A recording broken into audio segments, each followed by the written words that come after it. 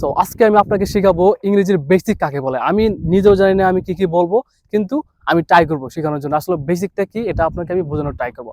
যেমন আমি যদি বলি যে আমি কাজটা করতে পারি, আপনি যদি বলেন যে I can done the work, এটা ভুল সেন্টেন্স হবে কি I can do the work. এখন যদি বলেন যে আমি সেখানে যেতে পারতাম, আই কুড গন দেয়ার হবে না, আই কুড গো দেয়ার হবে। এখন কেন হবে? কারণ মডেল ভার্বের পরে বি ওয়ান বসে। এখন যদি আপনি মডেল ভার্ব না চেনেন তাহলে আমি আপনাকে এই ভিডিওর মাধ্যমে বোঝাতে পারবো না, কারণ এটা হবে একটা শর্ট ভিডিও। আপনি কাউকে বললেন আমি তোমার সফলতা দেখতে চাই, এখন যদি বলেন যে I want to see your successful, এটা ভুল। অথবা যদি বলেন যে I want to see your succeed, এটা ভুল হবে কি I want to see your success. এগুলোকে বলা হয় বেসিক।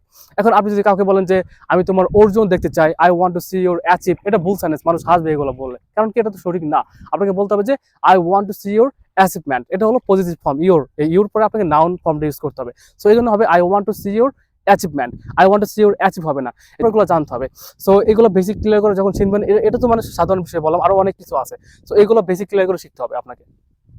সো আপনি যদি আমার কাছে স্পোকেন ইংলিশ শিখতে চান অবশ্যই আমাকে জানাবেন।